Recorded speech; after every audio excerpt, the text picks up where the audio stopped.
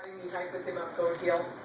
I must have been 3 or 4, I think, and I remember Richard always taking me on a great adventure, and he wanted to make sure I was safe, of course.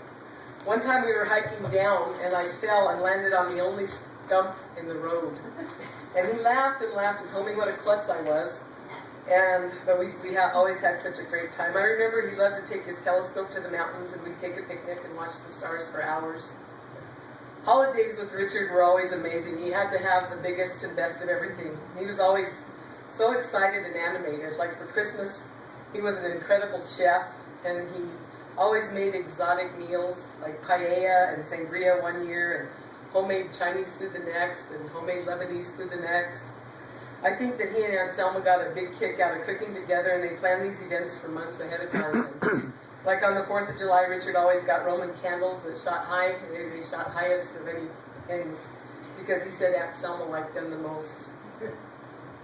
Richard was my protector. One time my dog in Albuquerque started knocking down a brick wall to get to the dog next door, and that same weekend my car broke down, and Richard drove right down to fix everything. And he made me, of course, help him mortar the wall so I could do it the next time. And he took my car to Raton to get it fixed, and he left me that old brown Buick that he drove to this day.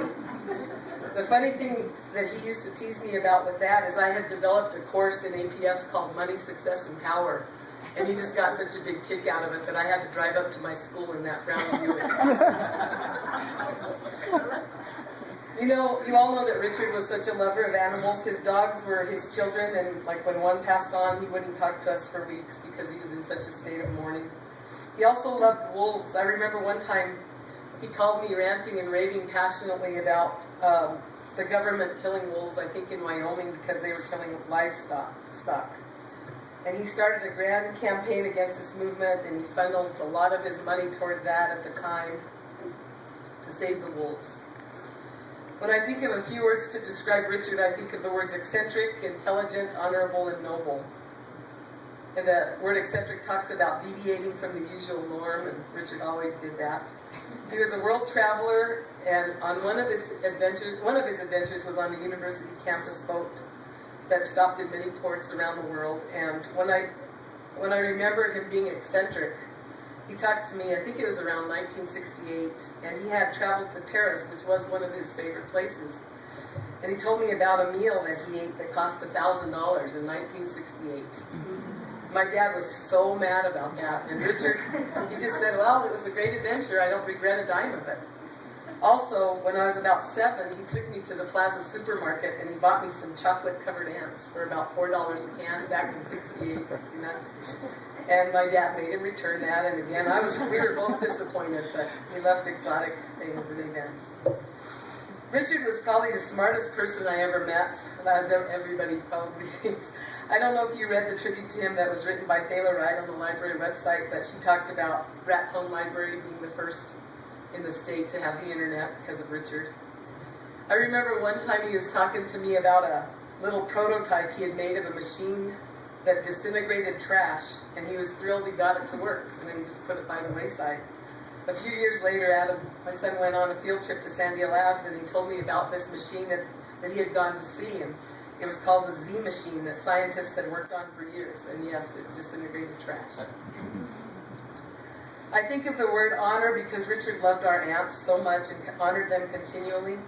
Many of you knew Selma, Lila, and Rose, and Richard constantly talked about their attributes, their favorite authors, and many things that they had done in their lives.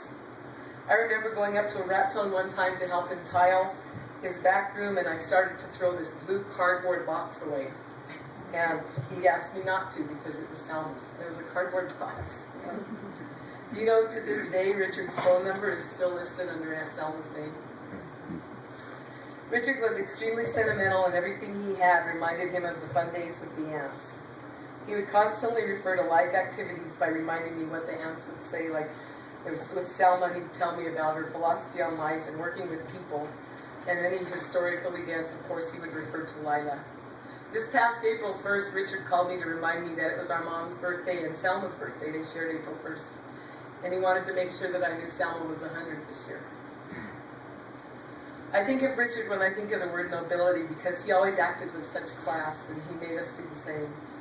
He believed in honoring the family and making sure that everything we did was done in a tasteful manner. My friends that met him for the first time said he appeared to be a person that was like a head of state or an ambassador to a foreign country, just by the way he acted.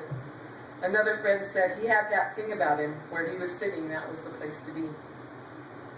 I'd like to share a few words that Thela wrote on the website as well. She couldn't be here today. She had a daughter graduate in Pueblo, but she said Richard had 3 possessions that tended to distinguish him from anyone else. One was his hat. He went through more than one, but the form was always the same, and you could tell it was Richard from miles away because of the hat, and it was the only one in town. And she had 2 or 3 people who didn't know him, but they referred to him as the guy with the hat, and so she knew exactly who he was talking about. The second one was his fountain pen. Not only was it more expensive than any writing implement ought to be, but ink had to be put in it, and he explained how the nib shaped itself according to his own individual handwriting, how he held the pen, the pressure he used, how he formed the letters. She went on to say that she was paranoid to use it because she was afraid to mess up the nib. The third was his Swiss Army knife, and probably many of you saw him use that. We've all seen him disassemble and reassemble computers, open locks on doors, dig small trenches, just also ordinary things. It was always in his pocket and always being used. I would have added a 4th possession, and that was computers. Richard probably had the first computer that ever came out. He knew everything there was to know about computers, and he always used to say, well, let's do it this way, because that's why God made computers.